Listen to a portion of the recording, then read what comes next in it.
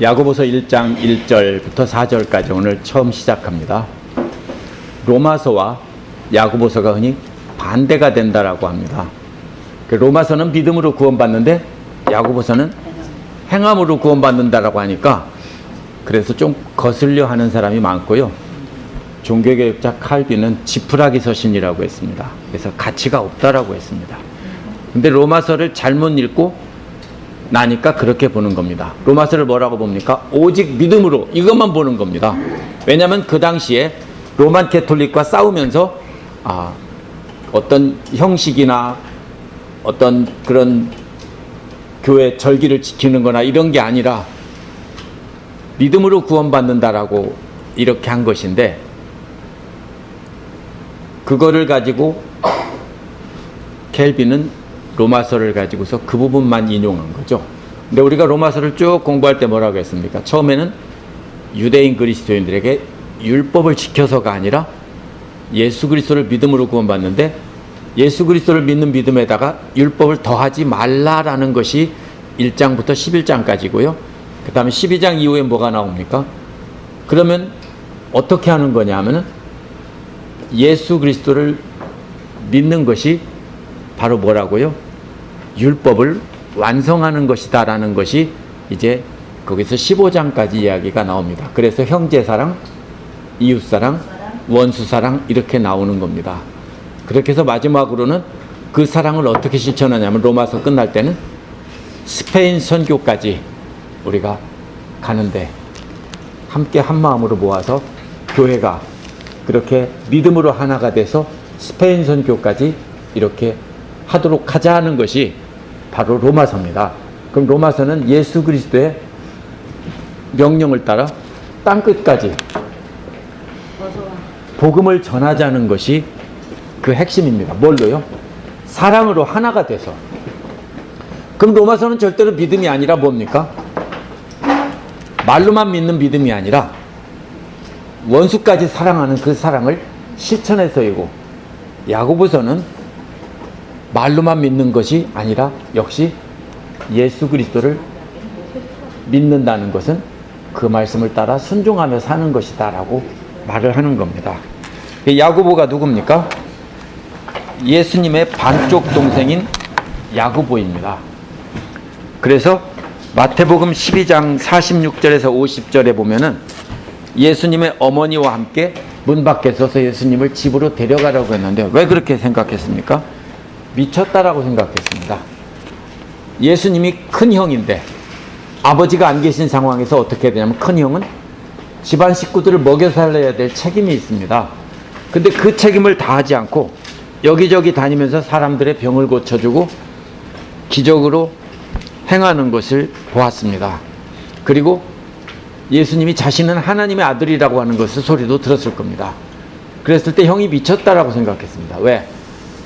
우리 어머니 아버지 아들인데 어떻게 자기가 하나님의 아들이라고 하느냐, 이렇게 생각하면서 미쳤다고 생각하면서 데려오려고 했던 사람입니다. 그래서 야고보는 예수님 살아있을 때는 예수님의 사역을 반대했던 사람입니다. 그런데 언제부터 변했냐면은 부활하신 예수님을 만나고 나서 예수님을 하나님의 아들로 고백합니다. 이게 얼마나 놀라운 일입니까? 이게 얼마큼 놀라운 일이냐면요, 앤드류가 그리핀 보고 하나님이라고 부르는 것과 똑같은 일입니다. 이게 있을 수 있습니까? 한 집에서 같이 자랐는데 어느 날 갑자기 야고보가 예수님을 들어 뭐라고 합니까? 하나님의 아들이라고 고백하고 하나님이라고 고백합니다. 그래서 야고보가 저는 성경에 나온 예수님의 증인 중에서 가장 강력한 증인이라고 생각합니다. 왜냐하면 예수님 살아있을 때는 미쳤다고 생각하며 반대하고 쫓아다녔는데, 잡으러 다녔는데, 부활하신 예수님을 만나고서는 그렇게 죽기까지 예수 그리스도를 증거했기 때문입니다. 그래서 야고보의 증언은 예수 그리스도의 부활이 분명한 사실이고, 그것이 야고보에게 놀라운 충격으로 다가왔고, 이분이 진짜로 하나님의 아들이구나라는 것을 깨닫게 된 것이 바로 이 야고보가 복음을 전하게 된 겁니다. 누구에게 전했다고 했습니까? 흩어져 사는 12지파인데 세계라는 말은요, 이게 사람들의 거주 지역이라는 뜻인데요. 이게 오늘날 지구라는 뜻이 아니라 로마 제국의 영토를 부르는 말이에요. 세계라는 말은 이게 오이쿠메네라는 말인데요. 이 말은요, 이 로마 제국의 영토입니다. 그 바깥에는 뭐예요? 야만인들은 사람이 아니에요. 그래서 그 밖에 있는 야만인들은 사람 취급을 안 하고 로마 제국의 영토 안에 흩어져 사는 이런 뜻입니다. 그러면 뭐라고 했습니까? 제가 어제 설교에도 얘기했죠. 이 사람들은 지중해라는 바다를 중심으로 바다가 뱃머리처럼 그렇게 되어 있습니다. 뱃머리처럼 이렇게 되어 있는 그 사이를 끼고 어떻게 되어 있습니까? 거리가 상당히 가깝습니다. 예를 들면 일본이나 우리나라에서 태평양을 건너서 미국에 가는 건 어렵지만 바로 그 이탈리아 같은 곳에서 아프리카로 건너가는 것은 쉬운 일이었습니다. 오늘날도 유럽을 여행해 보면요, 아프리카 북쪽을 가보면 여기는 유럽 같네 그러는데 그 정신 나간 소리입니다. 거기는 원래 뭐예요? 처음부터 유럽과 하나의 생활권이고 그게 다른 사람들이 아니에요. 그래서 성경책 맨 뒤에 지도를 보면 그렇게 되어 있습니다. 지도를 보시면은 어떤 지도를 보냐면요, 신약의 세계를 봐야 됩니다. 신약의 세계를 보면 이게 지중해를 중심으로 고린도에서부터 구레네까지는 그렇게 먼 거리가 아닙니다. 이 바다가 물론 크기는 하지만은 이렇게 바다를 앞마당처럼 뭐 같습니까? 오늘날 커다란 호수 중심으로 주변에 사람이 사는 것처럼 그렇게 살았던 사람들입니다. 그러면 흩어져 사는 세계라는 것은 이 지중해 연안 여기입니다. 저 뭐 한국 이런 데가 아니고요. 이 지중해 연안 여기 사는 사람들입니다. 이 사람들은 기원전 2세기, 3세기 이런 때부터 2000년 전, 3000년, 기원전 3000년 전 역사가 기록되기 이전부터 배를 타고 왔다 갔다 했습니다. 그래서 누가 나옵니까? 클레오파트라도 나오고 이집트의 여왕이죠. 그것이 뭡니까? 로마하고 이렇게 연결이 되고 그러는 거고요. 전쟁도 바로 뭡니까? 이 사람들끼리 싸우는 겁니다. 페니카 사람들이 주도권을 잡았다가 그리스 사람들이 주도권을 잡았다가 또 이탈리아 사람들이 주도권을 잡은 겁니다. 이게 다 바닷가에 사는 사람들이 배를 중심으로 살았던 해양민족들입니다. 그럼 우리나라는 왜 이렇게 되지 못했느냐면은 바다가 우리는 갇혀있죠. 그리고 넓은 많은 나라들이 주변에 있는 게 아니라 너무 멀리 있습니다. 다른 나라들은. 그래서 교류가 없었지만 이 사람들은 지금도 마치 한 나라와 같았고 언어도 그리스어 하나로 다 통일되어 있었습니다. 그래서 바울이 복음 전할 때도 아무데나 가도 다 말이 통했기 때문에 마치 한 나라의 딴 지방을 여행하는 것처럼 그렇게 여행을 다닌 겁니다. 근데 12지파가 뭡니까? 12지파는 원래 이스라엘의 12지파겠죠? 그래서 이 말은 원래는 누구를 말할까요? 유대인 그리스도인들을 말할 수 있습니다. 모든 이스라엘 사람을 말하는 게 아니에요. 유대인 그리스도인들을 말할 수 있는데요. 근데 야고보서보다 10년쯤 전에 기록된 갈라디아서 4장 21에서 31절에 보면 바울이 뭐라고 했습니까? 사라의 자녀와 여종 하갈의 자녀를 비유합니다. 그래서 누가 자녀라고 합니까? 육신의 이스라엘을 여종 하갈의 자녀로 비유하고 믿음의 이스라엘을 바로 사라의 아들 이삭으로 비유합니다. 그래서 바울도 뭐라고 말합니까? 혈통의 이스라엘이 이스라엘이 아니라 예수 그리스도를 믿는 믿음의 사람들이 진짜 이스라엘이다. 이렇게 바울도 약 10년 전쯤에 그렇게 말했습니다. 그렇기 때문에 야고보서가 기록될 당시에도 이미 이 사람들은 혈통의 이스라엘이 이스라엘이 아니라 예수 그리스도를 믿는 사람이 이스라엘이라는 생각을 완전히 정착된 뒤입니다. 그렇기 때문에 이것은 흩어져 사는 유대인 그리스도인들도 되지만 모든 믿는 자들을 새로운 이스라엘로 보고 그렇게 말한 것입니다. 그런데 야고보가 기록될 당시에는요, 야고보서가 기록될 당시는 심각한 핍박을 받았고요. 경제적으로도 어려움을 겪고 있는 사람들이 많았습니다. 그래서 부자들은 대부분 가난한 사람의 재산을 착취해서 부를 얻었기 때문에 비난을 받았습니다. 그래서 예수님도 부자가 천국에 들어가기 어렵다고 한 것이고요. 이스라엘 사람들은 대부분 가난한 사람들이었습니다. 왜냐하면 모든 땅은 로마 사람들의 소유고요. 큰 땅들은, 그리고 이스라엘 사람들은 그 땅에서 소작하는 소작농들이었습니다. 대부분이. 그렇기 때문에 어려운 사람들이었고요. 또 더군다나 제사장들에게, 대제사장들에게 또 많은 것을 뺏기고 살았기 때문에 굉장히 어려운 삶을 살았습니다. 그렇기 때문에 예수님이 가난한 자, 심령이 가난한 자, 그런 말씀들을 하신 겁니다. 근데 특히 유대인 크리스천들은 무슨 일이 있었냐면은 흩어져 사는 곳에서도 핍박을 멸시를 당하던 다른 유대인들보다 더 멸시를 당해서 유대인 동포들에게까지도 이렇게 멸시를 당했습니다. 그래서 유대인 크리스찬들은 특별히 더 이렇게 어려운 형편에 있었다라는 것을 이해해야 됩니다. 야고보서와 로마서가 대립되는 것으로 보는데요. 로마서는 믿음을 강조하고 야고보는 행함을 강조한다고 보기 때문입니다. 근데 야고보서 전체를 잘 보면은 야고보서의 핵심은 행함이 아닙니다. 가짜 믿음과 진짜 믿음을 구별하라는 겁니다. 무엇이 진짜 믿음이냐 이겁니다. 말로만 믿는다고 하면 믿음이냐? 그거는 가짜 믿음이라는 겁니다. 그렇죠? 행함이 따르지 않으면 어떻게 그것이 진짜 믿음이냐는 겁니다. 예를 들면요, 이웃을 사랑하라는데 나는 내 목숨보다 내 이웃을 더 사랑한다고 말로는 할 수 있죠. 근데 이웃이 어려움을 처했을 때 내가 먹는 것을 반 이상 나눠주면서 나는 이웃을 사랑한다고 하면 그것은 진짜인데, 그거는 안 나눠주면서 나는 말로는 내 이웃을 내 목숨보다 더 사랑한다고 한다면 그것은 뭡니까? 거짓말이라는 겁니다. 야고보가 말하는 건 그거지 행함을 강조하는 게 아니에요. 무엇이 진짜 믿음이고 무엇이 가짜 믿음이냐 이걸 말하는 겁니다.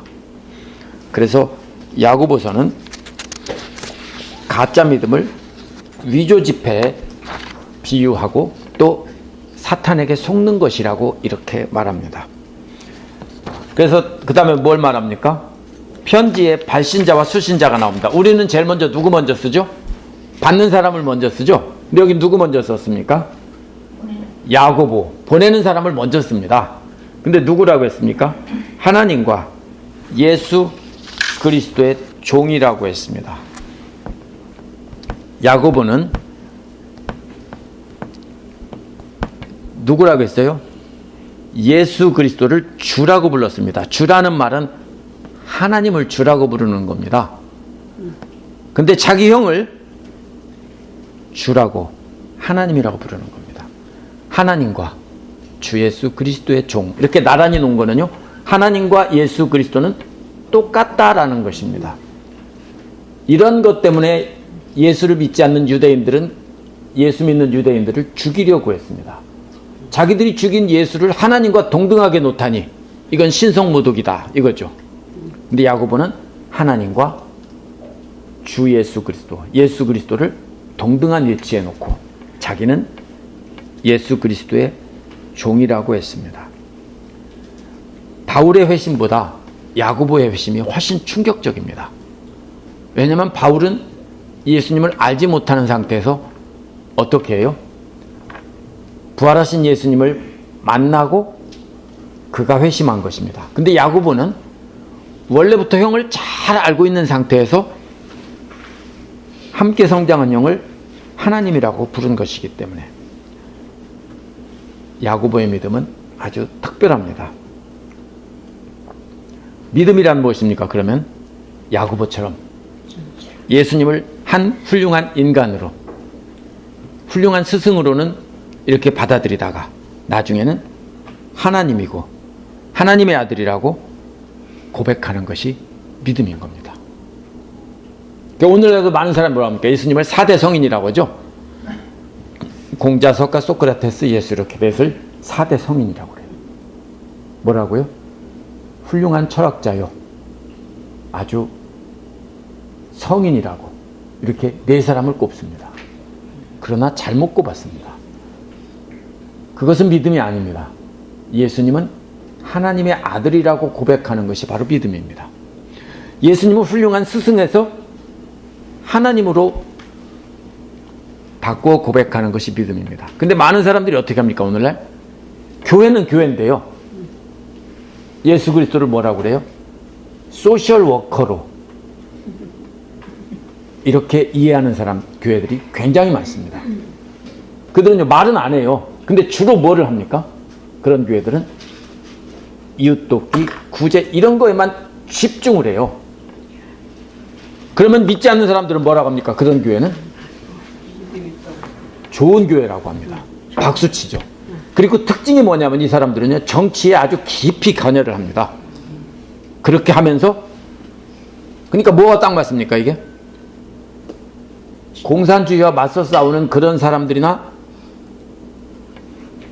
공산주의처럼 가난한 하층민들, 무시당하고 학대당한 사람들 편에 서서 가진 자들을 무너뜨리고 세상을 뒤집어야 된다고 생각하는 사고방식을 갖고 있는 사람들이 많아요. 예수님을 어떻게 봅니까? 예수님이 바로 그랬다는 겁니다. 성경을 보면. 왜?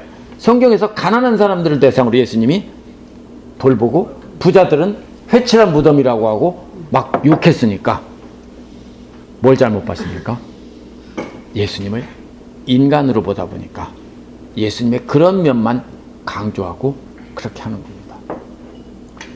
이웃돕기가 잘못됐다는 게 아니에요. 우리는 열심히 해야 되고 할 수 있으면 하는 겁니다. 그러나 교회의 본질의 사명은 뭐냐면요, 말씀을 선포하고 제자를 삼으면 그 제자들이 세상에 나가 살 때 세상에서 이렇게 다른 사람들을 사랑하고 돕고 이렇게 하면서 이루어가는 겁니다. 교회가 하는 건 어떤 겁니까? 대부분 연중 행사나 1년에 몇 번 하는, 아무리 열심히 하는 교회도 형식적일 수밖에 없습니다. 그렇죠? 한 달에 한 번씩 도와준다고 합시다. 밥을 퍼주고. 생활이 안 되죠, 결국은. 어떻게 생활이 됩니까? 바로 이웃에나 주변에 사는 사람들이 끊임없이 도와주고 일자리도 구해주고 이렇게 하면서 살 수 있게 해주는 것이, 그것이 진짜 돕는 겁니다. 그 다음에 수신자는 누굽니까? 12지파. 그래서 원래 흩어져 사는 12지파는 그 문자적인 그 말은 팔레스타인 밖에 쫓겨난 유대인들을 뜻할 수 있습니다. 그를 디아스포라 유대인이라고 합니다. 왜 쫓겨났습니까? 이스라엘이 멸망하고 로마의 식민지가 되고 하면서 살 곳이 없어지고 살기 어려워지니까 도망을 가서 전쟁과 난리를 피해서 흩어져 살았습니다. 오늘날도 유럽과 아시아는 유대인들이 거의 없죠. 대부분 유럽, 지중해 연안의 중심으로 살았고 그 다음에 미국으로 건너와 살았습니다. 근데 유대인들이 오늘날 어떻게 됩니까? 굉장히 잘 살죠. 왜 그러냐면요, 나라가 없기 때문에, 의지할 곳이 없기 때문에 목숨 걸고 열심히 일했고, 또 이 사람들은 구약 성경을 가지고 자기들이 하나님의 선택받은 민족이라고 해서 이걸 그렇게 열심히 살면서 독하게 돈 모으고 이렇게 서로 연합해서 경제활동을 해서 잘 살았습니다. 그걸 가지고 우리가 잘못 성경을 이렇게 문자적으로 해석하는 근본주의자들은 뭐라고 하냐면요, 그 혈통의 이스라엘이 마지막에 돌아와서 회복돼야 될 참 이스라엘이라고 그래요. 그래서 자꾸 이스라엘에게는 뭐라고 합니까? 우리 편. 그렇죠? 그리고 중동에 있는 회교도들은 왼수들. 이런 시각으로 봅니다. 미국의 뉴스가 어떻게 됩니까? 대부분 그렇게 되어 있습니다. 그렇죠? 그건 잘못된 것입니다. 똑같이 왼수입니다. 예수님한테. 그리고 똑같이 예수님께서 사랑하라고 하신 대상들이에요. 근데 그거를 자꾸 어떻게 해석합니까? 잘못 해석하는 사람들은 오늘날 이스라엘이 왜 훌륭하냐? 하나님의 백성이고 하나님의 축복해 주셨다. 그래서 훌륭하다. 이렇게 말을 합니다. 그래서 그들은 나중에 회복돼야 될 하나님의 선택받은 특별한 민족이다. 그래서 계시록도 어떻게 합니까? 바로 이스라엘이 돌아와서 회복이 되고 그 이스라엘을 중심으로 주변의 나라들이 돌아와서 하나님 나라가 회복되는 거다. 이렇게 말을 합니다. 근데 성경과 바울 예수님의 말씀을 전체를 다 신약 성경을 종합해 보면 혈통의 이스라엘이 아닙니다. 근데 그렇게 이스라엘은 좋은 편, 회교도들은 나쁜 놈들 이렇게 해석하면 안 됩니다. 그래서 그 흩어져 살던 사람들이 바로 이스라엘 사람들인데요. 나라가 없었기 때문에 흩어져 산 겁니다. 우리나라도 역시 이스라엘만큼은 많이 흩어져 사는 사람들입니다. 왜 그렇습니까? 일제시대 때 나라가 없었고 반쪽으로 쪼개지고 난리를 겪으면서 살기가 어려워지니까 흩어진 겁니다. 왜 미국에 오셨습니까? 대부분 보면은 초기에 오신 분들은 먹고 살기가 힘들어서 오신 분들이 많습니다. 그렇죠? 1970년대, 60년대, 80년대 이때 오신 분들은 대부분 한국에서 참 먹고 살기 힘들어서 이렇게 오신 경우가 많죠. 오늘날은 잘 사는 사람들이 돈 가지고 오기도 하는데요. 옛날에는 그렇지 않았습니다. 그러면 한국 사람들이 지금 아프리카까지 가서 살아요. 왜요? 살기가 어렵고 나라가 어려웠을 때 흩어진 겁니다. 이 사람들도 비슷해요. 그런데 야고보가 말하는 것은 그 사람들이 아니에요. 이거는 유대인들 중에서 기독교인들만 해당하는 거예요. 그래서 이것은 새로운 이스라엘을 뜻하는 거예요.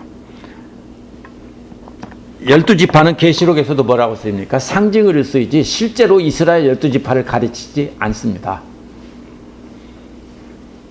그래서 1차적으로는 흩어진 유대인 기독교인들을 염두에 뒀을 겁니다. 그러나 교회가 참 이스라엘이라고 모두가 믿었기 때문에 이것은 모든 믿는 자들에게 주신 말씀입니다. 그래서 흩어진 12지파는요. 어떤 사람들일까요? 본향을 향하여 돌아가야 할 사람들입니다. 뭘 꿈꿉니까? 언젠가는 예루살렘으로 돌아가서 다시 그 나라를 회복하기를 꿈꾸는 것이 이스라엘의 본래 흩어진 12지파입니다. 바벨론 포로로 잡혀갔을 때도 고향으로 돌아가서 나라를 다시 세우는 것을 꿈으로 삼았습니다. 그래서 지금도 그렇게 수천 년 동안 살다가 2차 대전이 끝나고 나서 거기에다 나라를 세운 것은 미국과 유럽 여러 나라들의 도움을 받아서 나라를 세운 것은 바로 그런 꿈을 자기들이 이루려고 돌아가서 이렇게 세운 겁니다. 그런데 이것은 비유이기 때문에 실제로 예루살렘으로 돌아간다는 것이 아니라 영원한 본향, 하늘의 예루살렘이고 하나님 나라를 본향으로 삼고 떠도는 나그네라는 뜻으로 흩어진 12지파라고 한 것입니다. 근데 문제가 뭐가 있습니까? 여기서 2절에 보면요. 모든 여러 가지 시험에 빠질 때 그랬죠. 원래는 여기 뭐가 제일 먼저 나오냐면 2절에서 여러 가지 시험에 빠질 때 그것을 더할 나위 없는 기쁨으로 생각하십시오. 더할 나위 없는 기쁨으로 여기라는 말은요. 모든 기쁨으로 여기라는 것입니다. 이게 맨 앞에 나와요. 모든 기쁨으로 여기라. 2절 맨 앞에. 형제자매 여러분이 그 다음에 나오고요. 모든 기쁨으로 여기라. 이게 무슨 말이에요? 모든 일을 다 기쁨으로 여기라는 거예요. 몽땅 다. 그래서 그걸 더할 나위 없는 기쁨으로 여기라 한 말은요. 그냥 많이 기뻐하라는 게 아니라 몽땅 다 기쁨으로 여기라는 뜻이에요. 몽땅 다. 언제? 그 다음에 설명이 나오죠. 언제라는 말이 나옵니다. 여러 가지 시험에 빠질 때. 근데 이 시험이라는 말은 핍박을 말하는 겁니다. 근데 그 핍박이 여러 가지는 다양한 형태의 핍박이 있어요. 어떤 사람은 매를 맞기도 하겠지만 어떤 사람은 정신적인 어려움을 겪기도 하고 많은 종류의 핍박이 있어요. 여러 가지 형태의 모든 핍박에게 빙 둘러싸일 때 이런 말이에요. 포위된다는 뜻이에요. 시험에 빠진다는 말은요. 시험으로 여러 가지 시험으로 포위된다는 뜻이에요. 그러면 어떻게 돼요? 사방을 다 둘러봐도 다 뭐만 있어요? 핍박만 있어요. 어떨 것 같아요? 그럴 때? 죽을 것 같겠죠? 그렇죠? 집사님들이 있는데요. 지금 살고 있는 그 자리에서 주변을 다 둘러봐도요. 가족, 친지, 자녀들 모든 일이 다 꼬였어요. 다 잘못됐어요. 그래가지고 다 어려움만 뺑 둘러싸여 있어요. 그것도 조그만 어려움이 아니라 죽을 것 같은 어려움들이 그냥 꽉 차 있어요. 교회를 가든 집에를 가든 직장에 가든 아이들이건 남편이건 뭐 경제적인 문제가 모든 것이 다 그렇게 돼 있어요. 그럼 어떨까요? 이게 그런 상황이에요. 그런 상황에서 그 모든 것을 다 기쁨으로 바꾸라는 거예요. 몽땅 다 기쁨으로 여기라. 더할 나위 없는 기쁨으로 여기라는 건 잘못된 말이에요. 이것은 그 모든 것을 다 기쁨으로 여기라는 거. 우리를 포위하고 있는 그 모든 어려움들, 환난, 핍박들을 전부 다 기쁨으로 여기라. 여기라는 말은요, 진짜로는 아니라는 거예요. 그렇죠? 아닌데 그것을 바라보면서 그거를 기쁨으로 만들라는 거예요. 삼으라는 거예요.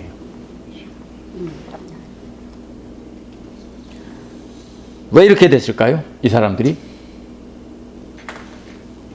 하나님을 믿고 예수 그리스도를 안 믿었으면 이런 일이 없어요.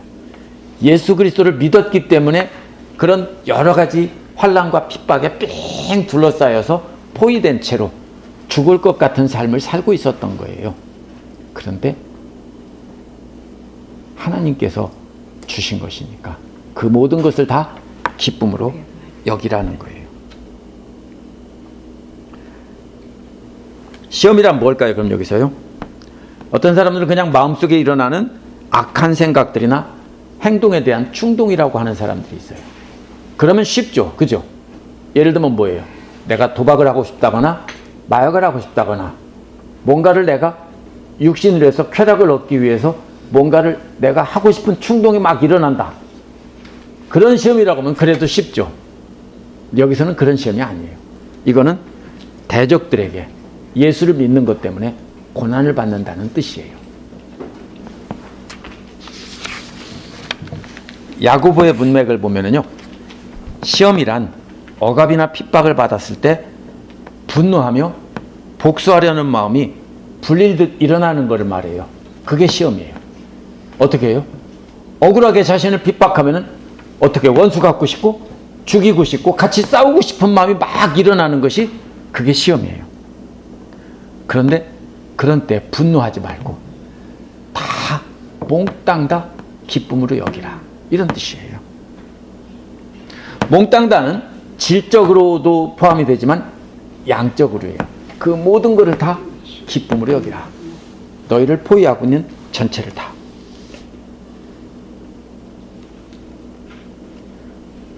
환난이 한꺼번에 몰려와서 우리를 죽이려고 할 때도 그때 최고의 기쁨으로 여기라는 거예요. 이유가 3절에 나와요. 너의 믿음의 시련이 인내를 낳는다는 거예요. 고난이 인내를 낳는다는 표현은요, 로마서 5장 3절에도 나오고 베드로전서 1장 6, 7절에도 나와요. 그러니까 이것은 야고보가 만들어낸 말이 아니에요. 예수님의 가르침에서 나온 거예요. 고난이, 핍박이 바로 인내를 낳는다는 거예요. 그래서 잠언에서는 뭐라고 말하냐면 도가니를 에다가 은을 넣고 또 풀무로 이렇게 연단하고 금을 연단하는 것 같은 것을 말해요.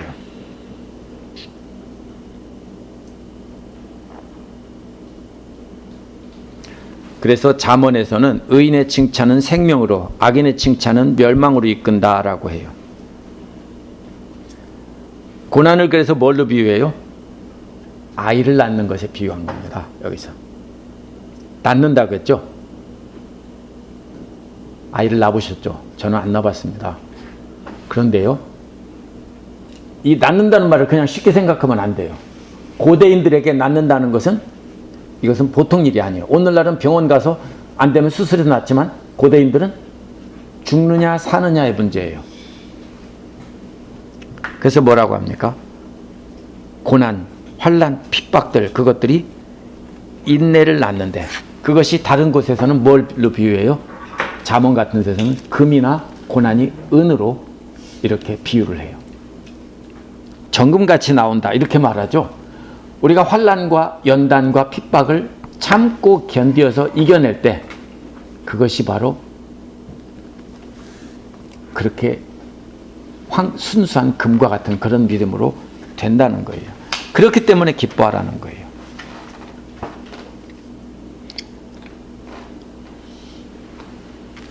그래서 2절에 시험이 3절에서는요 시련으로 바뀌었어요. 이게 다른 말이에요. 시험과 시련은 다른 말이에요. 시련이라는 말은요 자격을 갖췄는지 시험한다는 뜻이에요.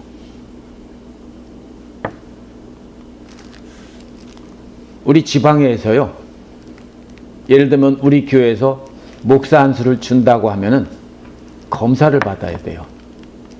그래서 어떻게 합니까? 우리 교회에서 지방의 목사님들을 초빙해서 지금 어떻게 하냐면요 대개 본인의 그 구원에 대한 간증, 소명에 대한 간증도 쓰라고 하고 또 책을 읽고 책을 정해주고 읽고 그거에 대한 소감을 써내라고 하고 이렇게 하고서는 또 만나서 인터뷰를 합니다. 인터뷰를 해서 이 사람이 과연 목사로서 자격이 있는지를 심지어는 학교 졸업 증명서 이런 것까지 신학교 졸업 증명서까지 다 첨부하게 해서 검사를 하고 시추위원들이 오케이라고 하면은 우리 교회에서 그분들이 이렇게 안수식 날 안수를 준 겁니다. 그런 것이 바로 뭐예요? 여기서 시련이라는 말의 뜻이에요. 그래서 태권도 유단자가 되려면 뭐를 해야 되나? 제가 찾아보니까 4가지를 해야 된대요. 품새를 해야 되고요. 겨루기를 하고 격파를 하고 특기를 해야 된대요. 그래서 이 4가지를 기준에 맞게 다 해내야만이 이제 초단의 자격을 얻고 블랙벨트를 띄는 거예요. 그런 것과 같은 것이 여기서 시련이라는 말이에요.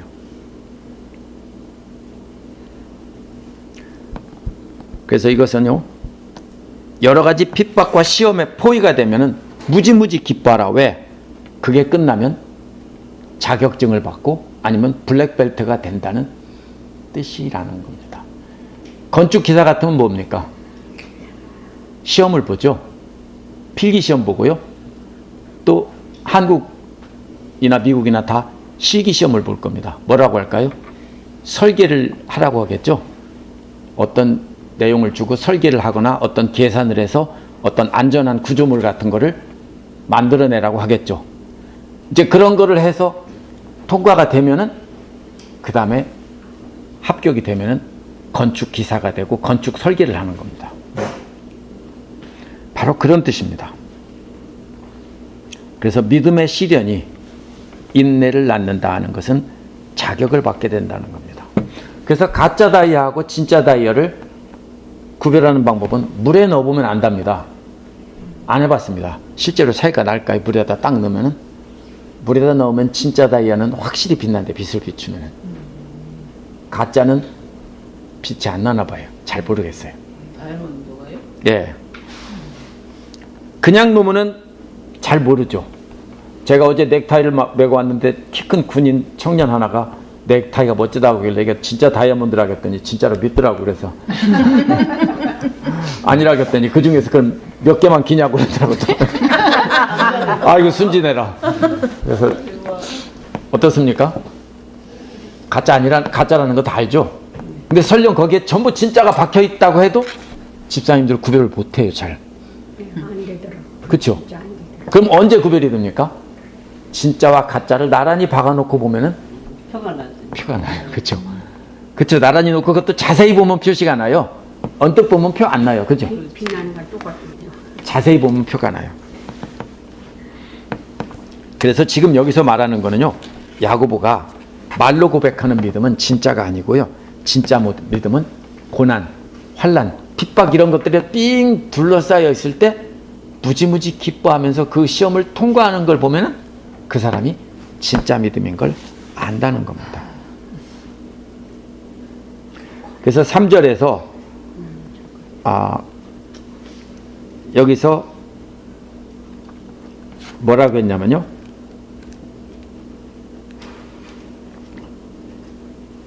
여러분은 믿음의 시련이 인내를 낳는다는 것을 알고 있습니다. 라고 했습니다. 여기서 이것은요, 문답식으로 가르쳤던 것을 뜻해요. 그래서 믿음의 시련이라는 말은요, 그래서 안다는 것은 물어보고 대답하고 해서 그렇게 해서 하나님 말씀을 가르쳤는데 그것을 뭘로 합니까? 시련을 통해서 통과하는 걸 보면 안다는 겁니다. 예를 들면 100불짜리 위조 지폐를 가게에 된다면 반드시 어떻게 합니까? 펜으로 긁어보죠. 안 하는 건 한 번도 못 봤어요. 10불짜리는 안 하는 경우도 많더라고요. 근데 100불짜리는 반드시 쫙 긁어봅니다. 왜요? 잘 모르기 때문에. 근데 슈퍼노트가 있대요. 특히 북한에서 나오는 슈퍼노트가 세계 최고래요. 위조 지폐 만드는 기술은요, 세계 최고래요, 북한이. 그래서 종이 재질까지 거의 똑같이 만들어서 구별이 불가능한 게 많대요. 그래서 드라마에 자주 나오는 네. 거기다 홀로그램, 거기에 안 비쳐 있어서 햇빛 비추면 나오는 그림이 있잖아요. 그런 것까지도 완벽하게 만들어낸답니다. 그런데요, 그래도 두 장을 나란히 놓고, 하나 놓고 먹으면 모르지만 같이 만져보고 비벼보고 보면은 결국은 알 수 있어요. 그렇죠? 가짜는 알 수 있다. 웬만한 건 알 수 있어요. 특히 뭐가 다릅니까? 미국에 있는 대부분 위조 지폐들은 종이가 달라요. 종이를 만들 수 없기 때문에 만져보면 알아요. 유선이 긁어서도 안 돼요. 아, 그래요? 왜냐면 5불짜리를 돈은 진짜 돈이에요. 근데 5불짜리인데 그걸 100불짜리로 만든 거예요. 그러니까 긁어서도 안 돼요. 예. 그러니까 들여다보고 다른 기계에 넣는 거예요. 예. 와, 이제 돈이 많이 들겠네, 이제. 어제도 이렇게 기계도 넣더라고. 그러니까 돈으로 만든 거예요. 예. 그래서 이 야고보가 말하는 거는 가짜 믿음과 진짜 믿음을 그 당시에도 구별하기가 굉장히 어려웠다는 거예요. 굉장히 어려웠는데 너희들이 환난과 핍박에 뺑 둘러싸이면 그것을 기뻐하는 것을 보고 진짜 믿음과 가짜 믿음을 구별할 수 있다라고 말하는 거예요. 가짜 믿음은 어떤 사람입니까? 믿음이 좋은 척하지만 환난과 핍박이 오면 핍박하는 사람들에게 복수하려고 합니다. 그렇죠? 원수 삼고 반드시 복수하려고 하죠. 우리도 그런 마음이 일어나죠. 나를 공연히 억울하게 하고 힘들게 하고 예수 믿는 것 때문에 나를 어렵게 하면 복수하고 싶어요. 저걸 어떻게 원수 갚지? 이게 가짜 믿음입니다. 조심해야 되겠죠? 진짜 믿음은 기뻐하는 겁니다. 그래서 뭐를 낳는다고요? 얼마나 힘들어요, 그게. 인내를 낳는다고 한 겁니다. 그래서 그렇게 참고 기뻐하는 것이 인내를 낳는다고요.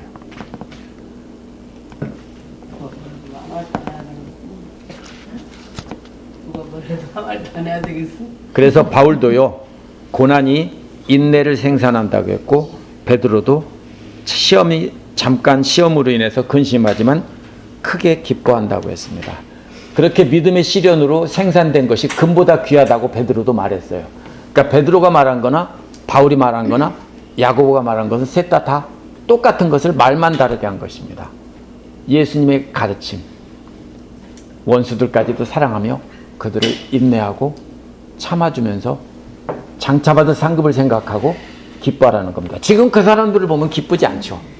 그러나 장차받을 상급을 생각하면 기쁜 거죠. 그래서 예수님도 마태복음 5장 11, 12절에서 뭐라고 했습니까?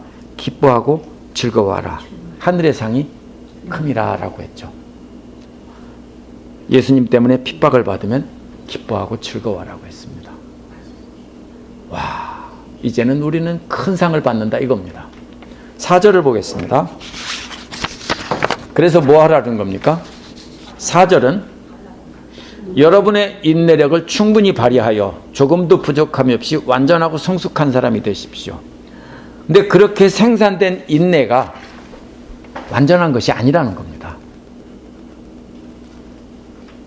인내력을 충분히 발휘하라는 것은 그렇게 생산된 인내는 마치 태권도 초단과 같아요. 태권도 초단이면 아주 고수입니까? 아닙니다. 이제 겨우 블랙벨트 자격을 얻었다는 초보자입니다. 또요, 교사 자격증을 받고 처음 교사가 됐어요. 그러면 아주 능력 있는 교사입니까? 아닙니다. 학교에서 배운 것밖에 모릅니다. 레지던트, 인턴 레지던트 마치고 전문의가 딱 됐어요. 그러면 훌륭한 전문입니까? 아닙니다. 이제 겨우 뭐예요? 전문의 자격 받고 시작한 거예요. 그렇죠? 그런 뜻이에요. 완벽한, 이것은 시작은 됐지만 그렇게 생산된 인내가 완전한 게 아니라는 거예요. 그럼 어떻게 하라고요? 그렇게 인내를 만들어낸 것이 완전한 결과를 갖게 하라는 거예요. 그럼 어떻게 해야 돼요? 계속 인내해야 되는 거죠. 한 번 인내했다고 끝나는 게 아니라 그 인내가 계속 이어지게 해야 되는 거예요. 그것이 바로 뭐예요? 인내력을 충분히 발휘하라는 말이에요. 4절의 주인공은요, 여러분이 아니라 인내예요.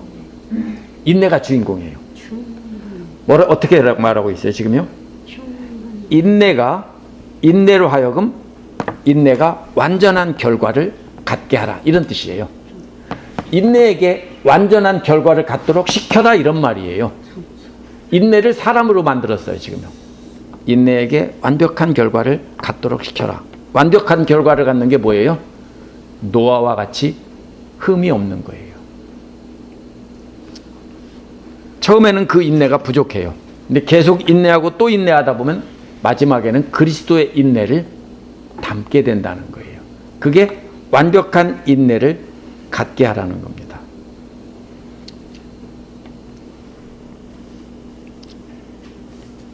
인내가 점점 자라서 완전한 어른이 되도록 훈련시키라, 이런 뜻이에요. 여러분의 안에 생산된 인내가 어른이 되도록 시켜라. 어떻게 해요? 아이 키울 때처럼. 우리가 아이를 어떻게 키워요? 참고 키우죠? 인내하면서 키우죠? 우리 아이는 저절로 컸어요. 가만히 있어 밥만 줬는데 시키지도 않아도 공부도 열심히 하고 말도 항상 잘 듣고. 그런 애들이 있어요? 없어요. 그런 애들이 어디 있어요? 바로 그렇게 아이를 키우는 것처럼 그렇게 내 안에 생산된 인내를 계속 키워나가라는 것이에요. 그러면 어떻게 됩니까? 노아와 같은 사람인데, 근데 율법적으로 도덕적으로 완전하다는 뜻이 아니에요. 예수님께서 뭐라고 했어요? 사랑이 율법의 완성이라고 했어요. 바울도 로마서 13장 10절에서 그렇게 말했거든요. 그리스도께서 사랑으로 율법이 완성된다고 하는 거예요. 그것이 바로 뭐예요? 인내예요. 인내를 계속 하다 보면 그것이 완성이 되는 거예요. 그 결과가 어떻게 되는 겁니까? 그 다음에 나옵니다. 그 완전한 결과는 이런 뜻입니다. 첫 번째는 성숙한 어른처럼 참으라는 뜻입니다.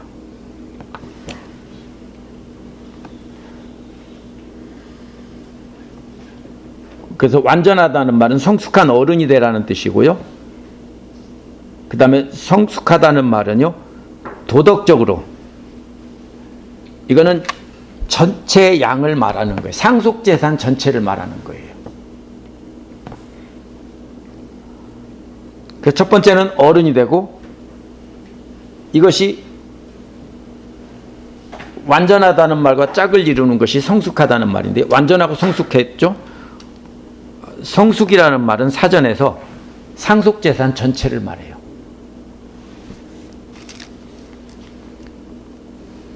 완전하다는 말이 질을 뜻하는 거예요.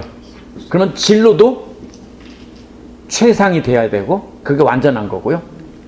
성숙하다는 말은 양이에요. 전체가 다.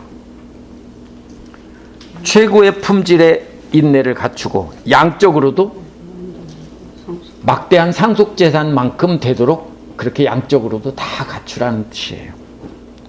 그래서 뭐라고 그래요? 조금도 부족함이 없게 하라고 했죠. 질적으로나 양적으로나 인내가 부족함이 하나도 없게 하라는 말이에요. 이 짧은 말에서 야고보가 얼마나 엄청난 것을 우리에게 요구하는지 알 수 있어요. 근데 간단해요. 한마디로 말하면 뭐 예수님께서 원수까지도 사랑하라. 분노가 일어나죠.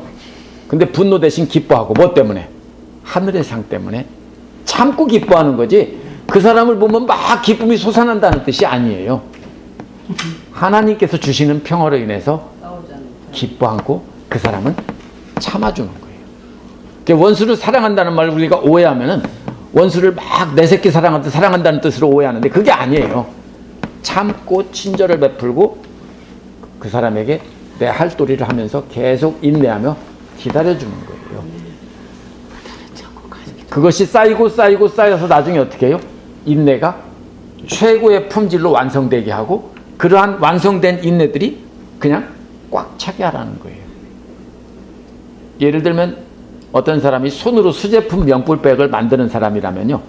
명품백을 처음에는 잘 못 만들었겠죠. 근데 그 사람이 오래되어서 아주 잘 만들게 됐어요.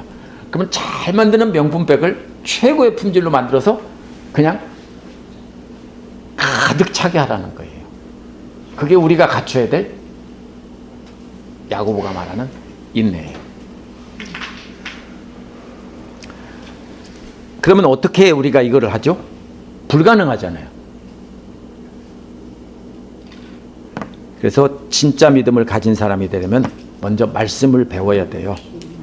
마치 건축기사 자격을 따려면 이론 시험을 먼저 합격해야 되는 것 같아요. 운전면허를 따려면 먼저 이론 시험에 합격하고 그 다음에 로드 테스트에서 합격해야 되는 것과 같아요.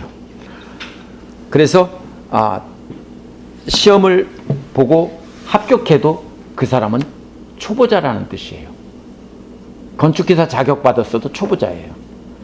오랜 세월을 경험을 쌓으면서 우리를 핍박하고 욕하는 사람들에 대해서 처음에는 인내하는데 그 인내가 계속 쌓여서 인내의 질이 점점 좋아져서 나중에는 최고의 품질이 되고 양적으로나 질적으로 완전해지면 그것이 바로 우리가 예수님을 닮는 거예요. 그래서 우리가 계속 인내를 이어나가서 수많은 인내의 상장과 표창장들을 많이 받아서 하나님 앞에 완전한 사람이 돼야 돼요. 가짜와 진짜의 차이가 뭐예요? 가짜는 말씀을 배우는 것까지는 잘해요. 그리고 자기가 그 말씀을 따라 예수님을 닮지는 않으면서 자기가 알고 있는 말씀 가지고 남을 정죄하고 평가하는 것을 잘해요. 그게 가짜예요. 자기가 인내는 안 해요. 그러니까 자꾸 어떻게 합니까? 사람들에게 분노를 표시하죠. 너는 왜 그래? 너는 왜 그래? 너는 왜 그래? 너 그렇게 하면 믿음이 없는 거야. 막 이렇게 비판을 하는데 자기는 어떻게 해요? 인내하라는 말씀을 인내를 안 하는 거예요. 이게 가짜예요. 그래서 뭐라고 그래요? 교만은 패망의 선봉이고 넘어짐의 앞잡이라고 그러죠. 결국 구약 성경에서 잠언에서 하는 말씀이나 복음서에서 예수님이 가르친 말씀이나 야고보가 1절에서 4절까지 한 그 말이나 똑같아요. 인내를 통해서 그것을 금과 같이 연단시켜서 최고의 품질로 우리가 말씀을 통해서 날마다 우리가 예수님을 닮아가는데 그걸 교리적인 용어로 뭐라고 그래요? 성화라고 그래요. 그런데 성화가 완성되는 것은 뭐예요? 영화라고 그래요. 영화. 영화는 장차 하나님 앞에 가서 우리가 하나님께서 영광스러운 모습으로 완전하게 변화시켜주는 거예요. 그때까지 우리가 참고 또 참으면 우리 교회가 참 좋은 교회가 되겠죠. 어떤 프로그램이 좋아서 좋은 교회가 아니에요. 사람이 좋아서 좋은 교회예요. 그렇죠? 우리가 가장 좋은 교회가 되려면 다들 왜 안 나옵니까? 사람 때문에 그래. 그렇죠? 사람 말 때문에 그래요. 강아지하고는 잘 안 싸우죠? 고양이하고도 잘 안 싸워요. 잘 안 싸워요. 근데 그러면서 오직 강아지나 고양이는 사랑만 준다고 그래요. 말할 줄 알아봐요. 별소리 다 하겠죠.